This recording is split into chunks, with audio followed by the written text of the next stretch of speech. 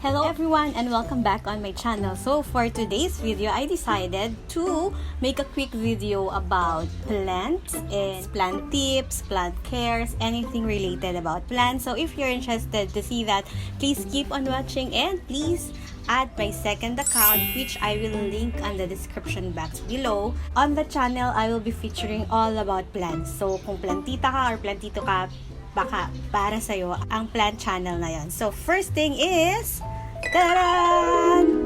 Okay, so you can see how gorgeous is this plant. Sobrang ganda ng plants na ito. Kung magtataka kayo bakit magkakaiba ang color niya sa isang pot, because I decided to put different colors in one pot. It will look more nicer if I put it in one pot only. Like you can see, I have this brown, sobrang brownish or maroon, and I have the purple one, and I have the green one. As per the care tips of this one, this is an easy to care plant. Can be indoor? No, you cannot put this indoor because when it comes to lighting, indirect bright light. So meaning, hindi siya ganun ka-strong sa araw, hindi rin siya pwedeng sa madilim kasi nagre-react yung kanyang leaves depending on the light it receives. Hindi rin siya pwedeng sobrang sun, direct sunlight. Kasi, as you can see mga moms, maninipis yung kanyang mga stems, yung kanyang leaves specifically, madaling masunog. If it gets too windy, kagaya ng mga nakaraang araw, alam niyo yan, kung nasa Pilipinas kayo, it cannot hold the strong wind given how tiny the stem is. And aside from that, for some people, they said it has dormancy. Dun sa ibang bansa kasi pag nakinig ka ng mga care tips nila, some are not applicable to us because we live in a tropical country and our climate is far different from their climate. When you Google it also, it's not really accurate. I learned from my experience and how I observe them because I have them with me.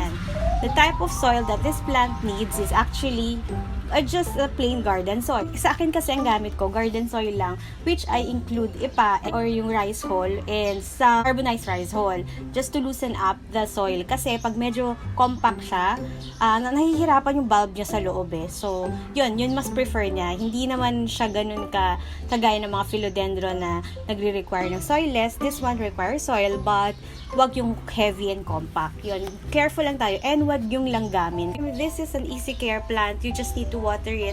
Ako, since yung medium ko ay hindi masyado nag-hold ng water since I put some carbonized rice hull and some rice hull itself. So, I prefer to water it every day if it's like summer like this or every other day if it's the weather is cold. But the weather is hot this time kasi we're approaching summer. Water it every day. And the best organic fertilizer or watering medium is yung pinagugasan ng bigas. It will be more healthy. Ang cons lang nun, baka langgamin. And then, napupunta sa mga leaves niya, nagmumukha siyang parang ang dumi. But actually, it's just, before I used to do that. But then, parang okay naman siya sa just simple water. Ayun. Sobrang mag-bloom siya ng ganyan, ng bonggang-bongga. If the plant is happy, ay yung plant na to, feeling ko super happy siya ngayon. Kaya, nag-bloom siya ng bongga. Nakakatuwa lang to kasi everyday I put it here. Makikita nyo, dito sa clip na to. And it greets me good morning every time I see it sa aking balcony. So,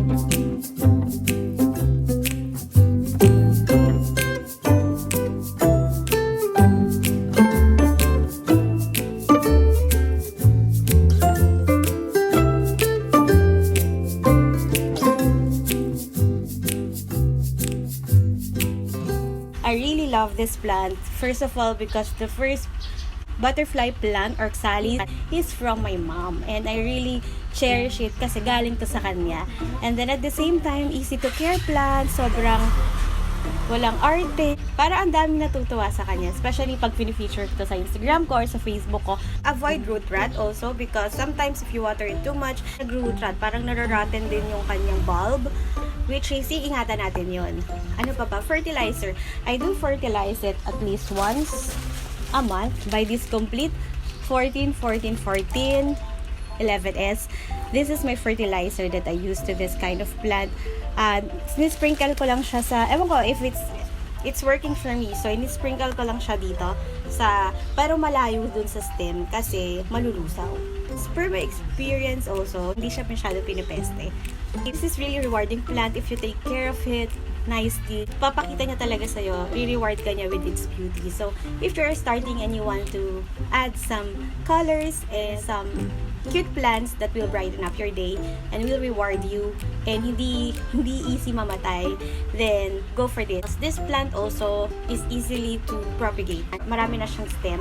You can just easily get the bulb and transfer it to another. Like, I was selling for a year now. Ang observation ko sa kanya, when you transfer it to another place, for example, it's very stable na. Then, I took it from, like, say, Quezon, and then, syempre, ibabiyahe ko siya sa Antipolo, diba? So, easily to get stressed out.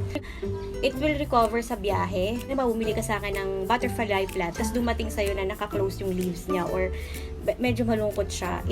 So many times na sobrang nagrereklamo, especially if newbie yung customer, yung buyer ko, nagrereklamo sila na why is it parang hindi ganun ka-healthy, ganyan, stable na ba, ganyan. It's because nga it's easily to get stressed, but it will recover 2 to 3 days lang pagka yung binyahe mo siya. But for example, kinuha ko yung bulb niya, transfer ko, tapos na-touch yung bulb nung isa, or eto, paghihiwa-hiwalay. This is how the bulbs look like. Parang kamote siya sa loob.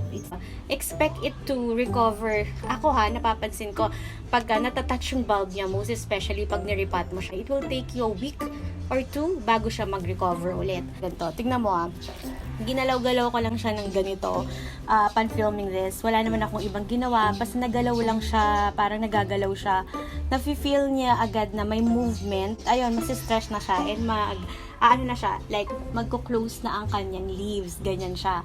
Pero later on, magre-recover naman siya. It's just that, matampuhin siya, ayaw niya, medyo shy type, ayaw niya sa camera.